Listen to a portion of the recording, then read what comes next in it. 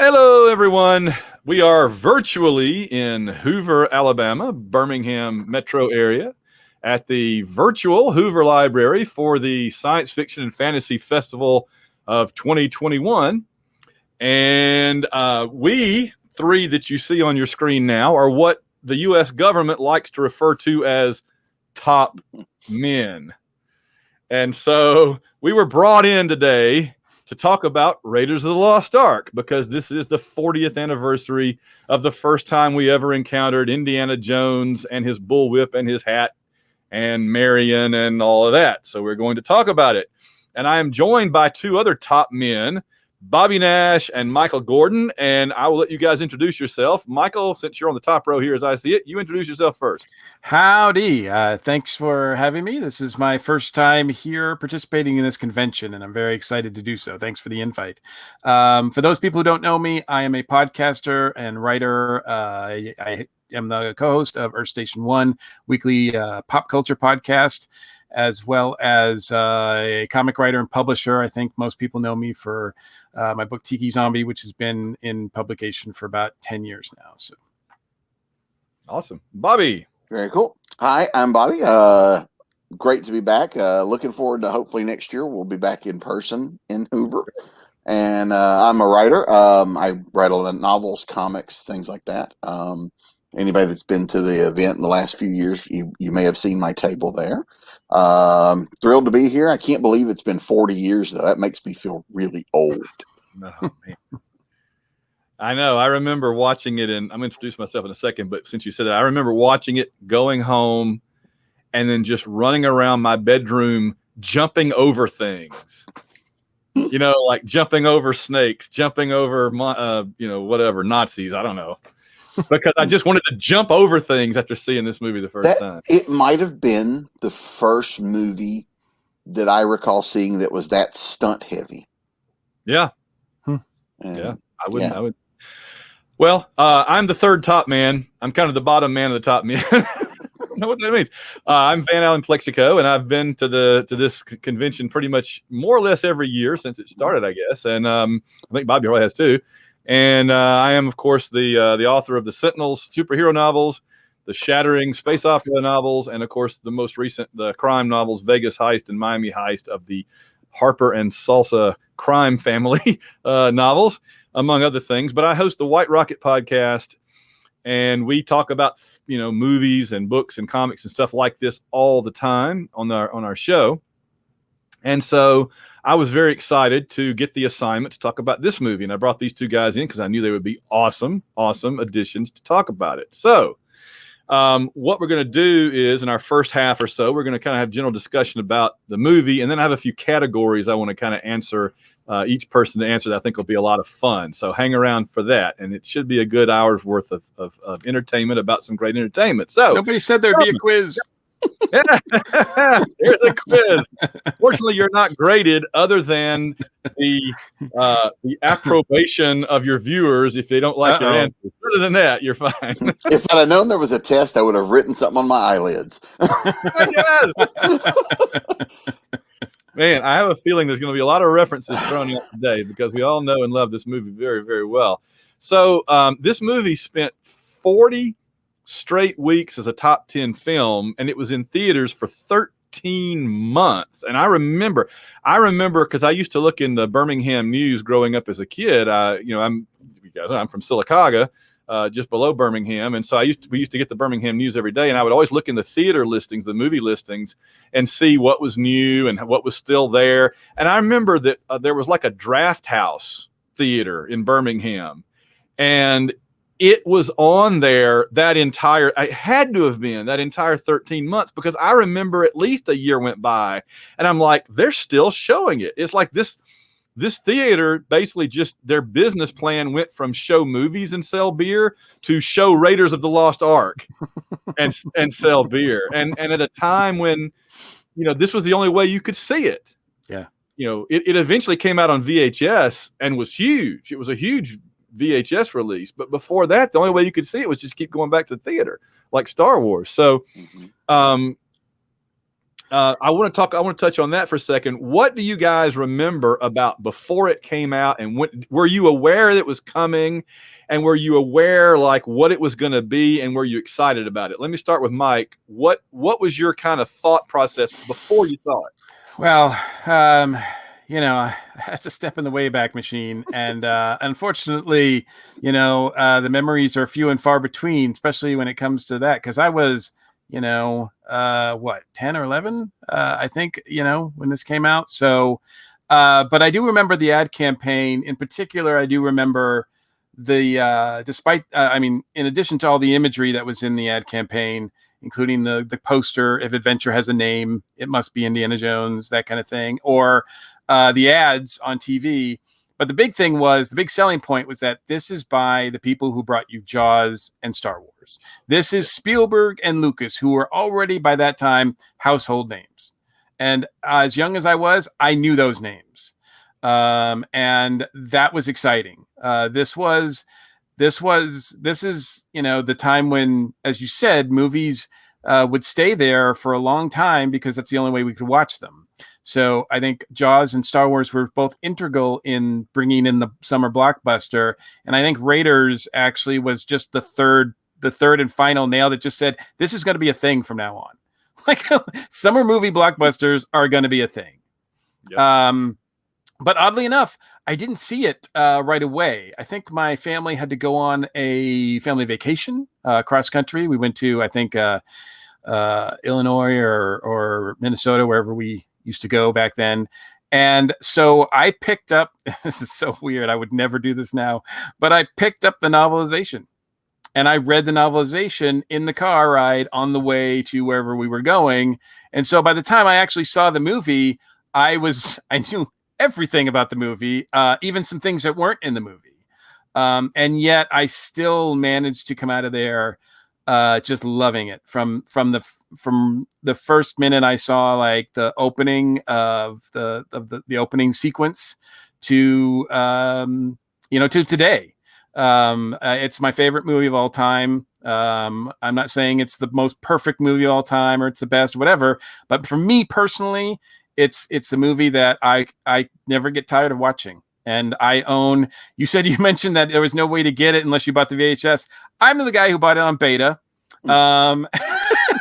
And I paid $85 back then to get it on beta. And that was a deal. And that was a deal.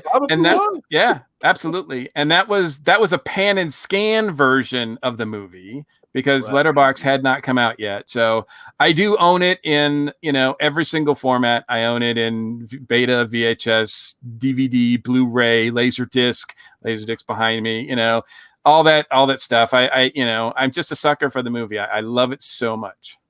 There's the Ark of the Covenant in there somewhere in there, Mike. Yes,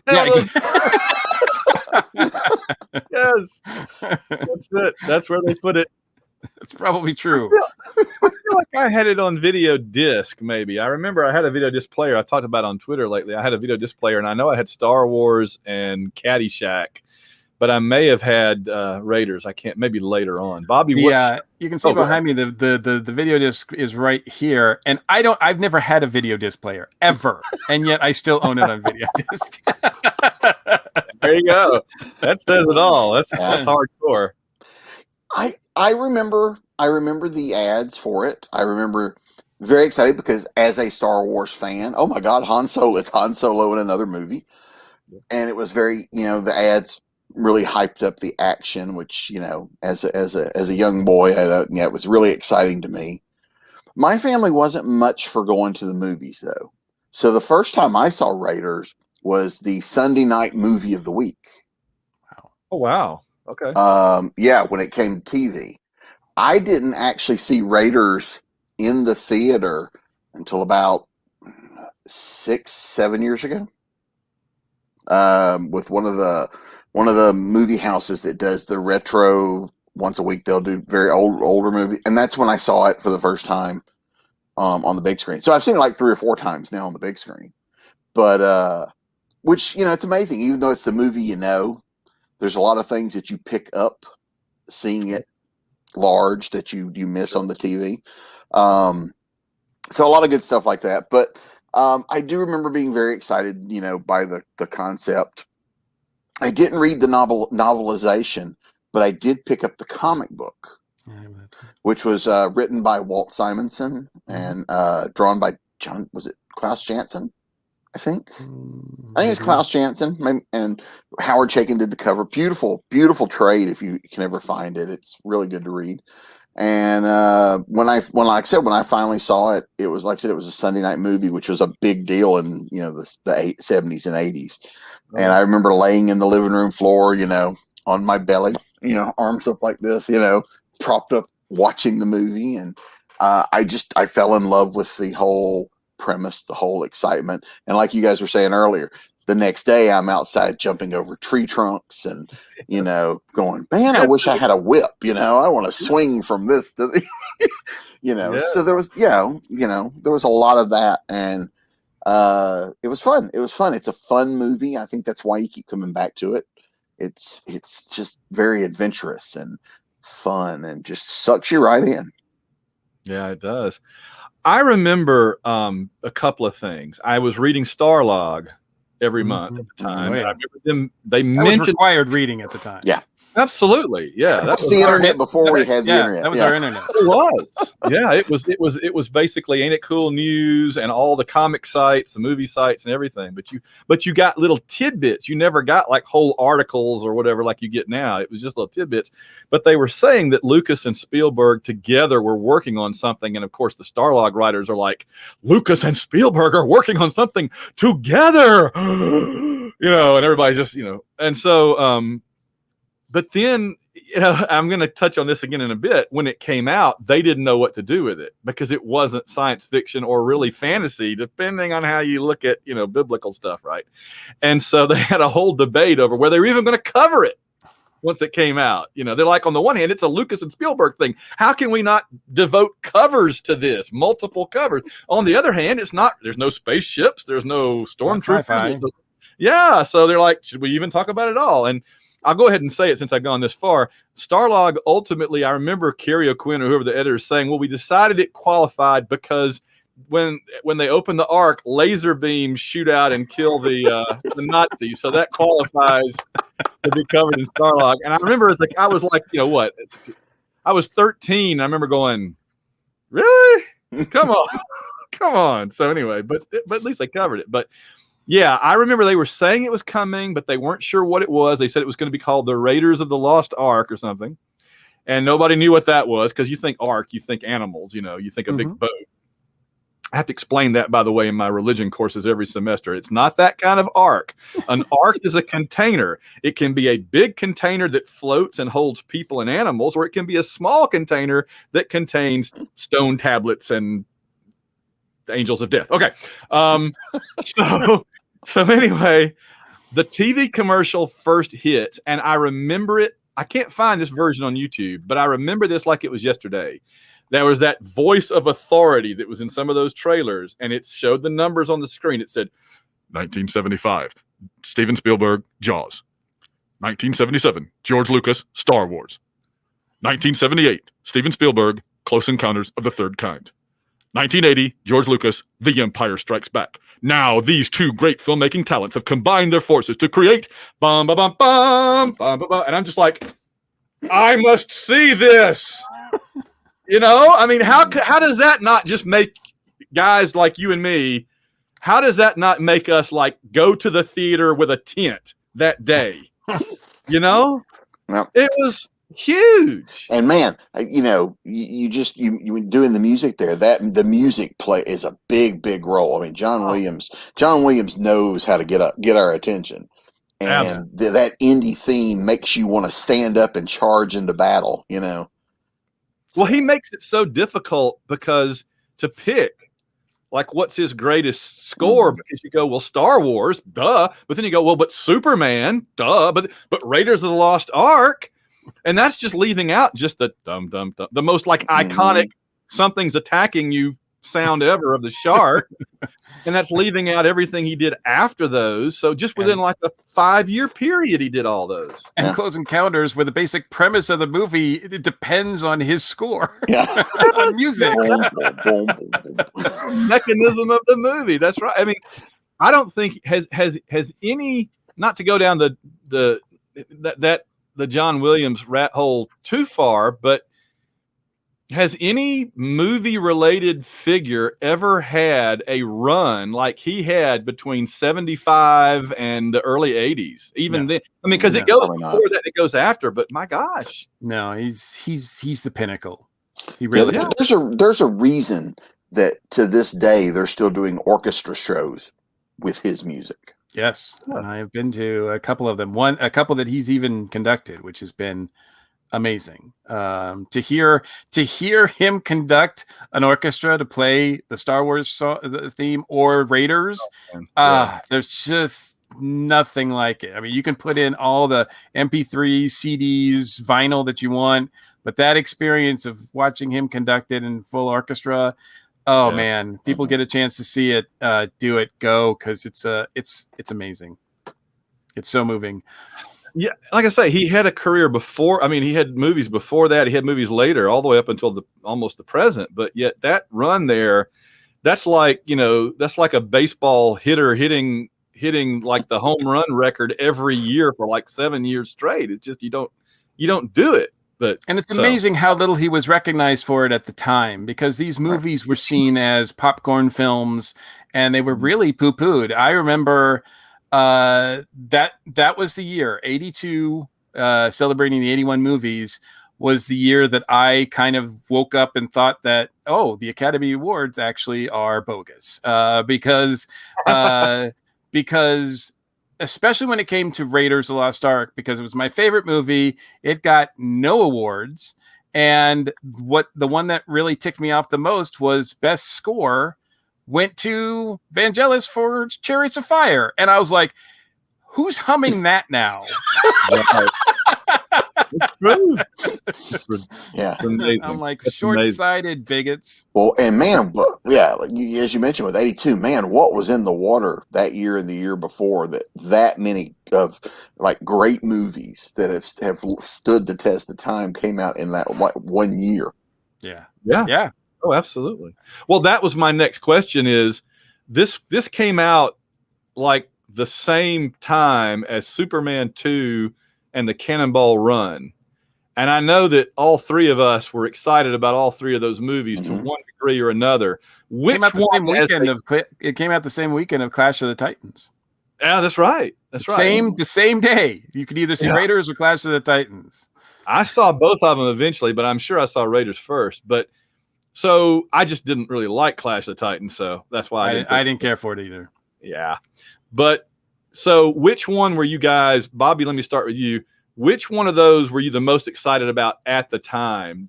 Or looking back, like which one would you have been more? Probably the Cannonball Run, just because of the car angle. I love playing with cars, you ride your bicycles fast, you play with cars, and you're always doing stunts and stuff with your cars. So probably that, or Superman, because as a comic book fan, Raiders looked cool, but I didn't have a basis for it. Right. Whereas I was really, I enjoyed, fast cars and superheroes. Sure, Mike. I'd like to say Raiders, but probably the truth is Superman, just because the first film was amazing and set the bar. And I knew going in, thanks to Starlog and other things, that I knew that I would finally get my big wish on Superman 2 on the big screen to see what I still think is incredible, is watching superpowered beings beat the snot out of each other. Like that was like, I had, I'd seen I grew up watching the Batman 60s show, and I'd seen, fights from superheroes and villains, but they weren't super powered, and Superman 2 was just the first time I saw, heavyweight superheroes just beating the crap out of each other. And I loved every second of that. Mm-hmm. You are correct. You've won this portion of the round. But seriously, Mike, I have said from the day Superman 2 came out and I saw it, I have said this is the first superhero live action anything where the villains had powers. Mm-hmm. I think you're right. Yeah. The Hulk fought dudes with guns. Superman fought dudes with guns. Spider-Man live action. You know, Superman 2 fought ninjas. Yeah. Right. So yeah, but I don't know. I kind of am with you, Bobby, in the sense of Cannonball Run, in the sense that I loved Smokey and the Bandit, and we had more Bert in a car, which was cool and funny. Plus, it was at a time too where they were doing a lot of car stuff. Car stuff was big on TV. You know, car chases and shows that revolved around people with cool cars. Right. You know. Yeah, and this was a race, unlike Smokey and the Bandit. So I was even more interested because I love racing, and I was like, oh, so they're going to be racing across the country. And then I saw the black Lamborghini and the two girls, and I was just like, okay, I'm in. Right, cool. But and Superman 2 was great. But I think that, you know, I think when we look back, I think probably, wouldn't you say Raiders probably ends up being the one that's on top of that trio, just in terms of movie greatness or whatever. Historically, they're all good to a degree, but yeah, I ended up seeing all of them in the theater, including Cannonball Run, and I enjoy all three of them. But you know, Raiders has got my heart. Right, I think that's fair. Yeah. What about? So you saw it in the theater. So Bobby, put on pause for just a second. Mike, when you saw it in the theater, did the crowd around you have a reaction? Because mine did. Do you remember that at all? I wish I could. I wish I could go back and let you know like what exactly transpired in the theater. Then I would love to have those memories back, but they're just not there. Unfortunately, I mean, I know that I came out of it loving it. But as far as how many people were there, because I didn't see it opening weekend. So, and I saw it at a local theater, which was very small. But I can't really tell you any more than that, unfortunately. I saw it at a local theater in Sylacauga, but the whole town was there. Basically, it's like by the time a movie would come to Sylacauga, people knew if it was good or not, right? Because we made money, and so everybody was there that night to see it. We barely got tickets, and this is, by the way, this is funny. We're talking about remembering things. You know, my wife is like, "Did you tell our daughter when you'll pick her up or whatever?" I'm like, I don't remember, but I can tell you what the theater was like in 1981.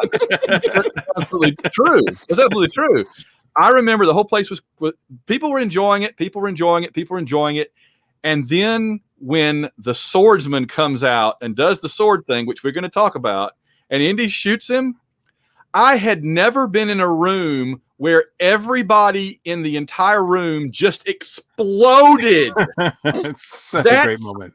I did not experience a movie reaction like that again until Hulk and Loki at the end of Avengers, when he smashes Loki. Wow. That was the next time a crowd reacted the way they did when Indy shot the swordsman.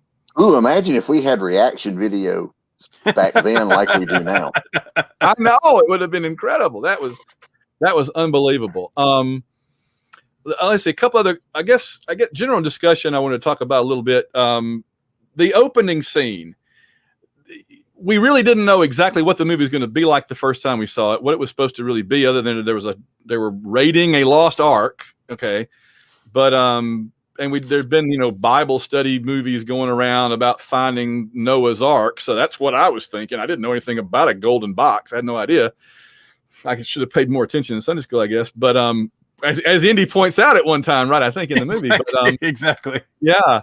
But that opening is basically a James Bond opening, is it not? Mm-hmm. I remember my first reaction to the opening was I almost expected it to be until we see Harrison, because it starts out with close-ups of his hand, seeing him from you don't know it's him. Right. And my first thought was, this is the guy that's going to die trying to get it, that Indy's going to have to go in after it.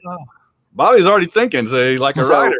Right, because so many movies do that. They'll start out showing how dangerous it is. Someone dies in the process.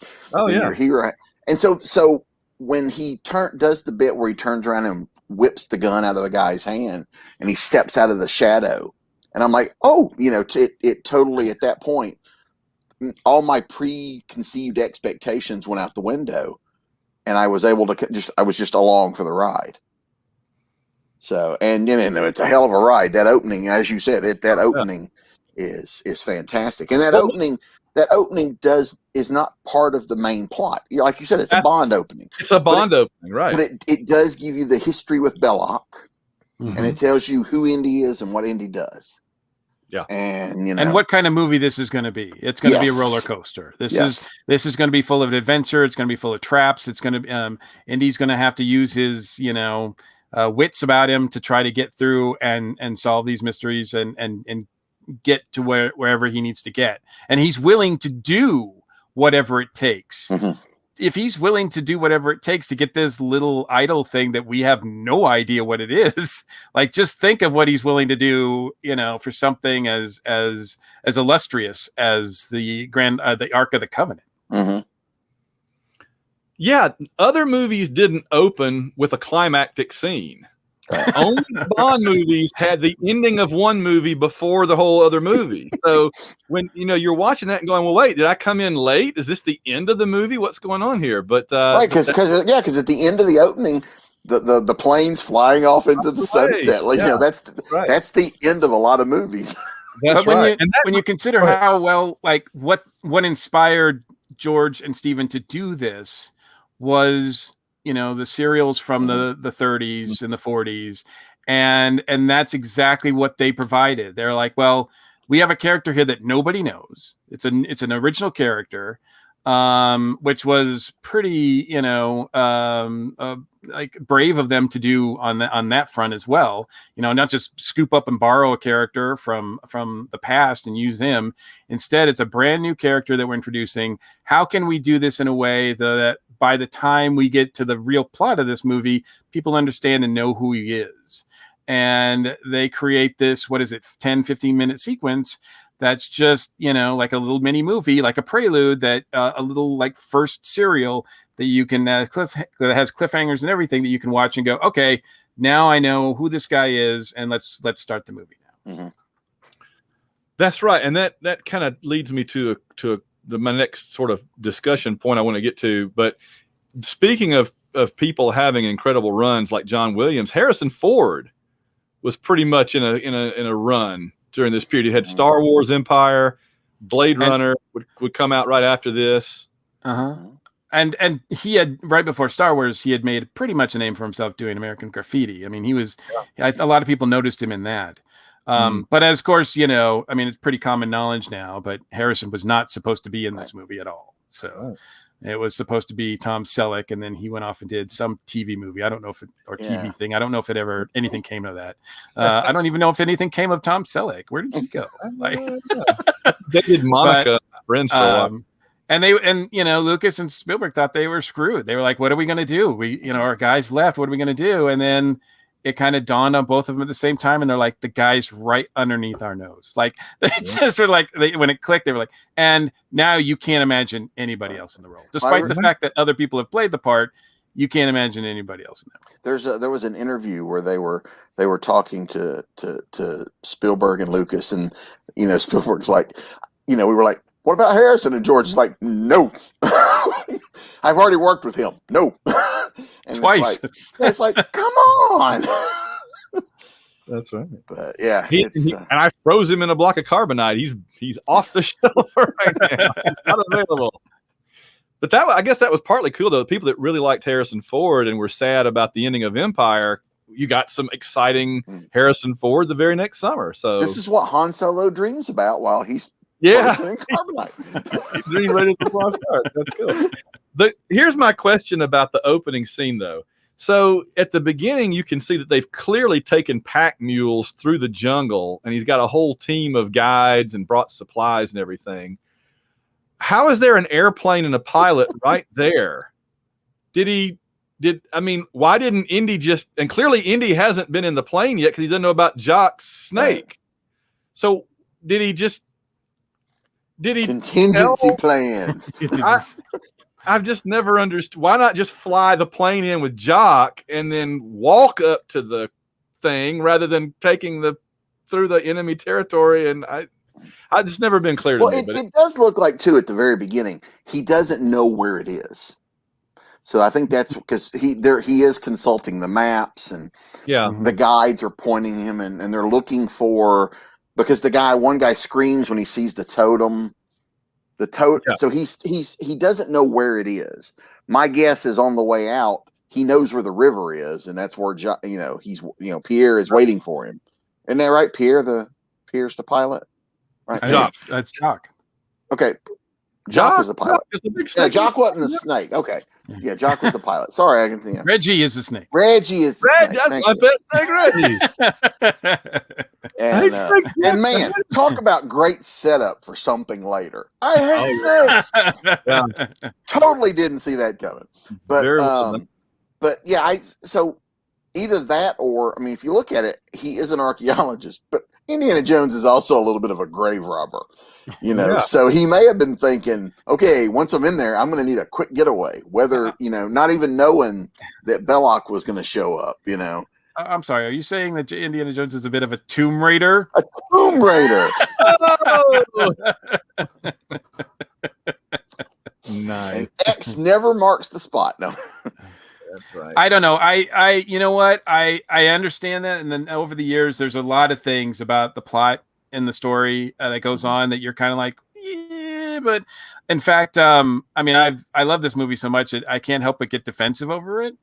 And I remember at the time, one of my best friends who was really into, storytelling and everything, just came out of the movie and he was like, we were talking about it and I was like, isn't that great? He's like, I don't know, it was a bit contrived. And I was so mad. I can't remember how, I was so mad. And over the years, of course, he's right. But I mean, at the time I was like, but they do such a beautiful job at covering over all that. So while you're watching it, you just don't care. No, that's you true. don't care. Indy's a very lucky guy. He gets on top of the only submarine that doesn't go under the water. In the book, in the novelization, it does go underwater. Yeah, and there's a whole chapter to explain exactly how what he does to get so he doesn't drown. And when that wasn't when I read the novelization before the movie, I saw the movie and I'm like, well, that's kind of weird because now people are watching the movie and going, how did he survive that? And I'm like, that's a weird thing to leave out. But of course, it's just one of those things. But I was wondering that. Yeah. Okay. So I guess it makes sense that he'd have. Yeah.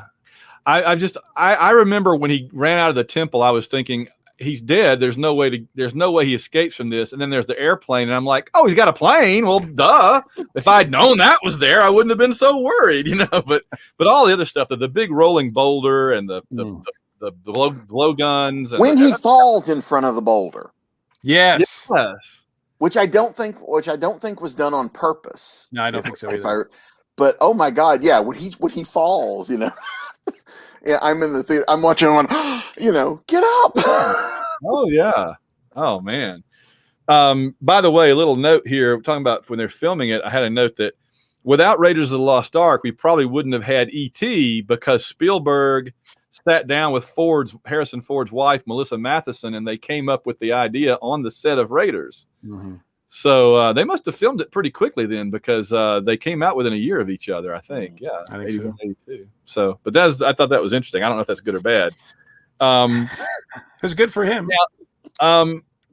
One thing I noticed watching it the last couple of days that I hadn't noticed before is that I remember you don't really see the bullwhip again. Do you guys remember what happens to the bullwhip? I found out what happened to his bullwhip. Okay. What? You don't know? When you're talking about? Like in the first movie or just? No, I mean, I'm sorry. In the course of the first movie, he uses it all the time. Right. Well, it's when he's under the truck. He puts it under the truck, and then he climbs up. It's still under the truck. It's still under the truck. Yeah. Exactly. He never gets it back from under the truck. I'd never actually. Again, in the novelization, he does, because where it is, that's how he lashes himself to the periscope of the submarine, and that's how he survives that trip. So in the novelization, that's where he gets rid of the whip is from after the submarine incident. Interesting. So yeah, but yeah, you never see him, if I'm correct. You never see him get it back after he pulls himself goes under the truck. So right, okay, because after he goes after Marion, he's wearing he's not even wearing his own clothes. He's he's stolen a uniform and right, and he doesn't have any of his usual things. Yeah. Speaking of Marion, two things I want to ask you about Marion. One, I feel like Marion kills more Nazis in this movie than Indy does. Because she gets on that machine gun on the flying wing, mows down like a truck full of them. She just doesn't even think anything about it. I remember this time watching it and going, wait, did she just kill all these people? Oh, yeah. Marion just hops in there like, just mows the Nazis down. Like I'm sitting there thinking, I don't think Indy kills this many people in this movie. I don't think Indy has been through as much as she has. Yeah. She was the one that was held captive by them. Yeah. Yes. Marion has one of the greatest intros too. The introduction of Marion in this movie is fantastic.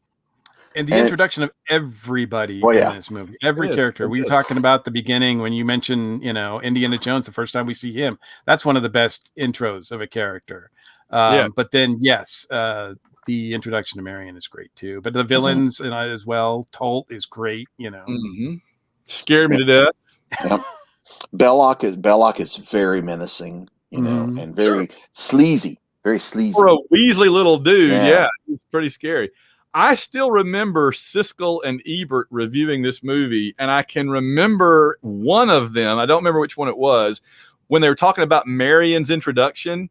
They're like, so she lives in Nepal and runs a bar and participates in drinking games. This is what she does, and you're like, she made a lot of money participating in. Sure, absolutely, yeah. She's a strong, independent woman. Mm-hmm. She is. She's no Willie Scott.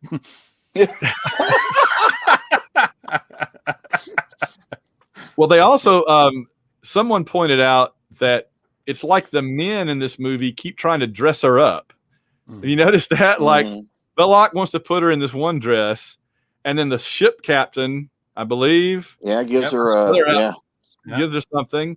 It's like, why does everybody want to dress Marion up like a Barbie doll? I don't understand this, but it seemed to be the thing to do. So, what did y'all think about the actress that played Marion, and is that how you would have cast it? Because she'd been in, I think, Animal House, right? Yeah. I didn't have a problem with her. I fell in love with Karen Allen. Yeah. I thought she was perfect for the role. Very strong, independent, woman, and that wasn't seen much back then.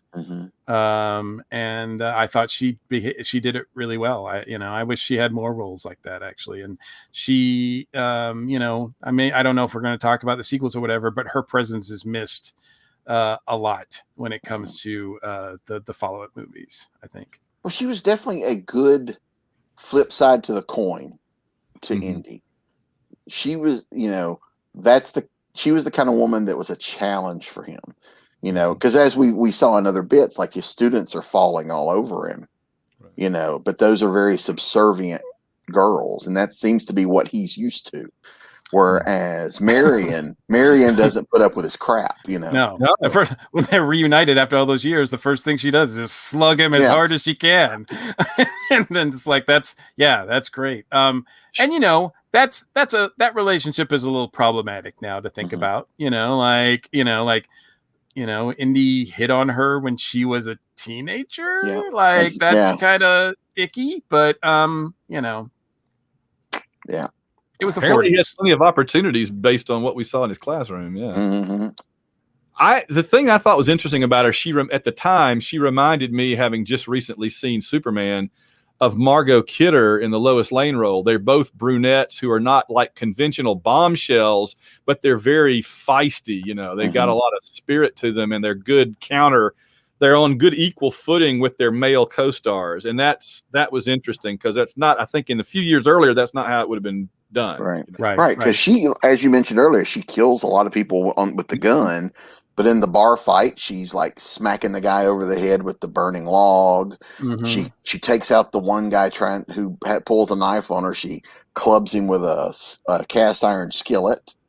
I mean, she does a lot. She pulls the knife on Belloc. You know, there's a lot that she does in here where she is her own hero through most of this. Yeah, no doubt. Well, we were on a run of strong female, to some degree, stronger than they had been portrayed. Right? You had Princess Leia, kind of like going from the princess to like blowing a hole in the wall and saying, "In the garbage, shoot, fly boy," and all that. You know, exactly right. And then you had Margot Kidder as Lois Lane, and you have Karen Allen. You know, you're on kind of a streak here of this new breed of leading ladies that are not like damsels in distress, or they start out that way, but then once you meet them, they're kind of like certainly can go toe to toe with the villain or the hero, you know, and they're very similar in that way. I think all three of those characters. So,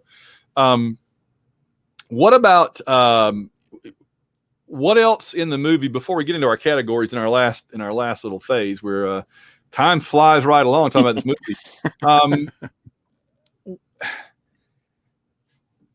We got to talk about the ending real quick, and if there's anything else we can fit in, but we got to, because this is a controversy about this movie, is that, you know, people have pointed out that Indy doesn't really affect the overall outcome, and I'm kind of two minds about it. Okay, I'm kind of two minds, which is that on the one hand, just in terms of resolving the greater plot, that's true. But in terms of everything that happens in the movie, it couldn't be more false. It's just that I think this is one of the reasons why it's never been one of my like absolute favorite movies. I appreciate so much about it. I love so much about it. But I remember being kind of disappointed at the end, I think mainly because we were used to you saw Star Wars, Luke blows up the Death Star. Okay. And Han Solo rescues him so he can. And in this movie, God blows up the bad guys, essentially, while the heroes are tied up. And they survive the movie. So the point I've always made is, you know, people say, well, if Indy wasn't in it, the Nazis wouldn't have found the Ark, maybe. And I'm like, okay, so Hitler doesn't get the Ark. So that's good. If Indy is in it, they find the Ark and it kills the Nazis. Good. So there really was never a bad outcome. I've always said it's kind of like if Luke tried to blow up the Death Star and missed, and then the Death Star shot the Rebel base moon and the beam bounced back and blew up the Death Star. Oh, so Mike, I know you're going to die. Tell me why am I wrong there? Please. We just talked about it. The heart of this movie. It's yeah. I mean, the Ark is the goal. It's the MacGuffin or whatever, but it's not what. I mean, obviously, it's the journey and not the prize. But the heart of this movie is Marion. If Indy's not involved, Marion dies. It's just that simple. Whether she dies in Nepal, or whether she dies in Egypt, or whether she dies on the island, she dies. And you know, if it's not for Indiana Jones, Marion doesn't live. And it's just it's that simple. I mean, you could argue, you know, throughout the movie, like, what is he doing it for? And he's doing it, you know, to be a patriot. Obviously, his country wants him to do this against the Nazis. He's doing it because, you know, who doesn't want to go against Nazis, right? So, but really, once Marion becomes involved, that's the key for him. And, you know, he's about saving her at the end. Shut your eyes, Marion. Like, don't, because he's like, I don't want to lose you. And that's where this movie that's what he ends up with. He's never going to end up with the Ark. He's not going to put the Ark in his living room. You know, like that's not what he does this for. But you know, he's doing this for Marion, and that's why, you know, in subsequent movies, it's so tragic that it takes, you know, so long for her to return to this franchise, because that's what this movie to me is about. Right. And had she died in Nepal, the villain would have gotten the amulet. They would have found the Ark earlier, because the only reason they couldn't find the Ark was because he only had one side of the amulet. Exactly. If Indy hadn't have been in Nepal, Marion would have died. They would have taken the amulet. They would have found the Ark sooner, which may have changed where it got opened, how it got opened. And that part about the opening, I've heard people complain, how do they survive? That is actually set up fairly early in the movie when they're looking through the Bible about the ark. There are illustrations there of the lightning coming out of the ark, and people that are blindfolded, Leo, are not being struck by it. So Indy does. That's why he, they don't spell it out clearly, but he does know that if you don't look at it, that the blind will survive, or whatever, however it's phrased. But yeah, Indy does a lot in the movie. Like I said, there are things that probably would have been different. There are people that wouldn't have died, but he's still, keeping Marion alive is very important. And if you look at sequels, he has a kid because Marion lives. If you want to, look at the sequels, that kind of thing. I don't know what you're talking about. I have no idea what you're talking about. That must be fan fiction. Fan fiction, yeah. There's a fifth coming fan fiction, by the way, Mike. So I guess we touched on that. But I want to get to our categories. And by the way, I think you both did a great, fantastic home run job there of explaining the unexplainable about the ending. And I will go with that. And I appreciate it. All right, here we go. We're going to go on our fast forward quick hits. And then if we have any time left, we can do anything else. But I want to get these in. So, Bobby, most rewatchable scene. Oh, the opening. Yeah. Mike? Same thing. The first 15 minutes is, you can watch that all day, every day. Got to give a quick shout out to Alfred Molina in that movie, who does a fantastic job just in the opening. Yep. First person you see, first person you see their face is Alfred Molina, Doc Ock. That's right. That's where he got his hatred for spiders. It is. Holy cow. I was going to say, I remember seeing him in Chocolat and in Spider-Man 2 and thinking, where have I seen this guy before? And somebody pointed out, it's the guy at the beginning of Raiders. I'm like, oh my gosh, it is the guy from Raiders. I didn't know he did anything else. I figured they just got some guy off the street that could go, woo, But yeah, it's Alfred Molina. Holy cow. That's awesome. That's really good. Yeah, I agree. Absolutely. It's sad though that the most rewatchable scene has nothing much to do with the rest of the movie, but it's again, it's like the opening of Goldfinger or something. It's its own little movie, and it's great. And you don't need any background or anything else. You get it all in it. What's aged the best about this movie? Mike, what's aged the best?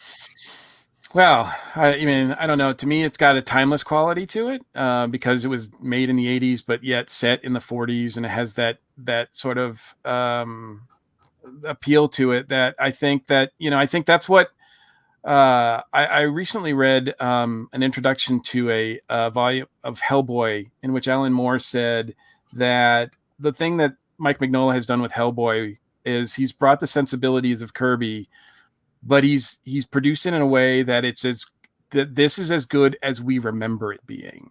Not as good as it was. And so I think Lucas and Spielberg did the same thing. They used the template of the serials from the 30s, but if you go back and watch them, a lot of them don't hold up. But Raiders is as good as you remember those serials being.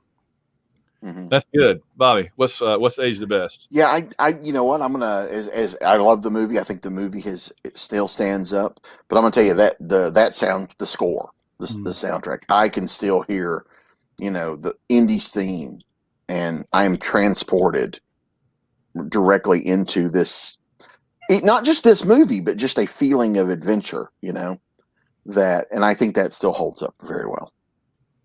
Yeah. For me, it's kind of a tie between the idea of the idea of the adventurer out searching on the quest, the Tomb Raider quest, as you guys were joking, and the music. I think the music, absolutely, for sure. What's aged the worst, Bobby? That's a good. I don't know. That's a tough one. Obviously, there's a little bit of stuff that was set in the times, like Mike mentioned earlier, the problematic thing of Indy wooing a teenager, and I think that that's whereas then, even though he was a cad back then, now right. It's taken a lot. So probably that aspect. Yeah. Mike, you agree or? Yeah. Although more so, I think also the fact that like I said, a friend of mine back then called it contrived, and I think the way most storytelling is told now, I think when people go back and watch this, they probably would think that this was a little bit too contrived. It doesn't adhere to what modern storytelling does. It's a little bit more simplistic and straightforward. And I don't think that's a bad thing, but I think a lot of people, like if you're used to watching a lot of the stuff now and you go to watch Raiders, it's going to be kind of a weird thing. Yeah, the funny thing about that is it's been pointed out this was an incredibly fast-paced movie for its time, and that something big happens within every 10 minutes, which is not the case of most movies back then. And yet today, the way movies are, kids would probably fall asleep. Right. My 13-year-old, I thought she'd love it. She can't stand it. I don't know. I don't understand. So there's also a tendency in writing movies today, the hero and villain have to be connected in some tighter way than Indy and Belloc were, other than just being competitors. They would have to have made it. Belloc would have to be his estranged brother now. Yeah, they seem to do that a lot more in modern movies where they've got to be connected. And I think and have a team. Have a team. It has to be a team. Everything's a team. Have Belloc in the truck, Yeah. I love it. Well, Indy could even have like his own band, like Buckaroo Banzai did, like the Hong Kong Cavaliers. I love it. This movie was Apex Mountain for what? What do we see in this movie that it never gets any better than this again? I'm going to say fedoras and bullwhips. And I got one other one. Shadows. Shadows really do well in this movie. There's a number of scenes where Spielberg, I guess, or the DP, use people moving in shadows rather than actually showing them, and it's very effective. It's a cheap way to do it. Just shine a light on a couple of guys, and suddenly it's dramatic. Indy's appearance in Marion's bar always stands out to me because she looks up and his shadow is on the wall. Yeah, and it's a distinctive shadow with the fedora, and she knows exactly who it is. Yeah, and we do. I agree with that. What other Apex Mountain we got? Practical stunts. Yes. I now with CG, even the last Indiana Jones movie was so full of CG.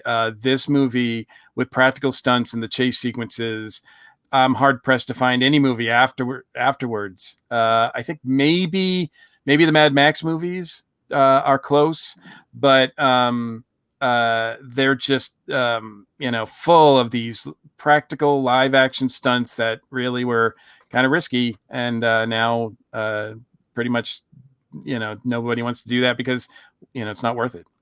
The snakes and spiders would have been CG'd if they could have. Oh yeah, if it was made today. Was this Apex Mountain for Harrison Ford? It sealed the deal on his stardom.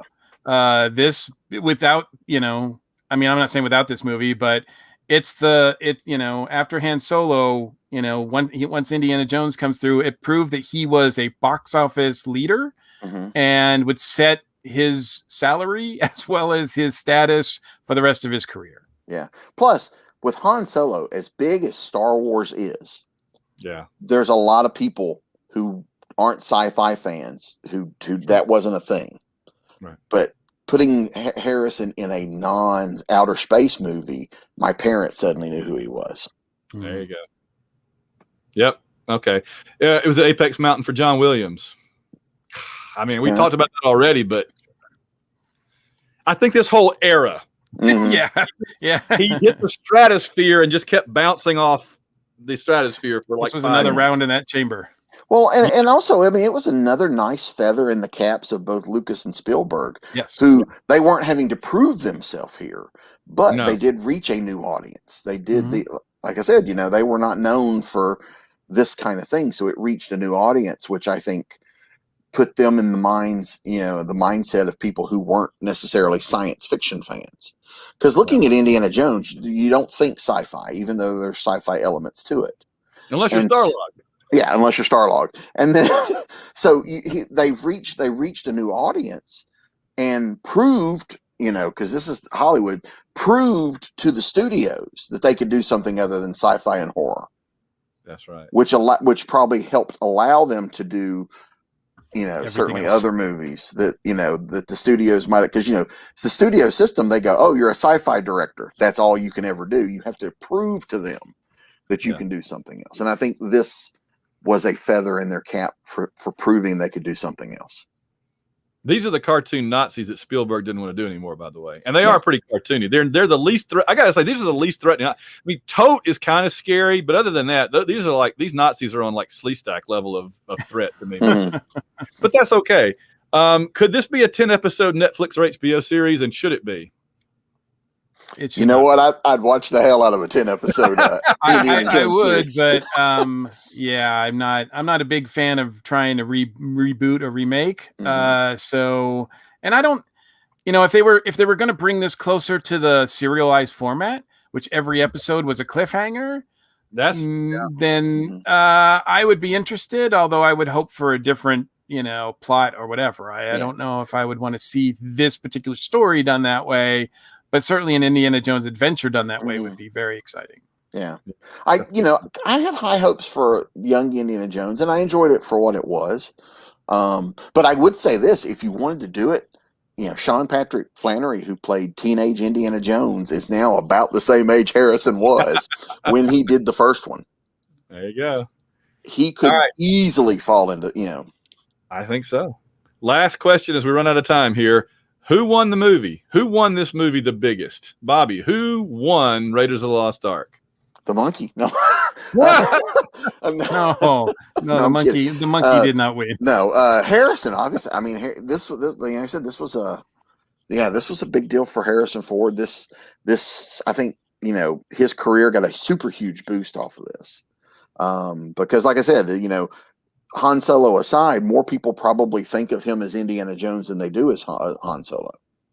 And, it was a big win for him and allowed him to start doing the, more freedom of what movies he wanted to do and more control over his career, I think. Yeah. Mike, who won the movie? My heart. It won my heart. The movie won my heart. No, it's everybody, it's Harrison, it's Steven, it's George, it's Paramount.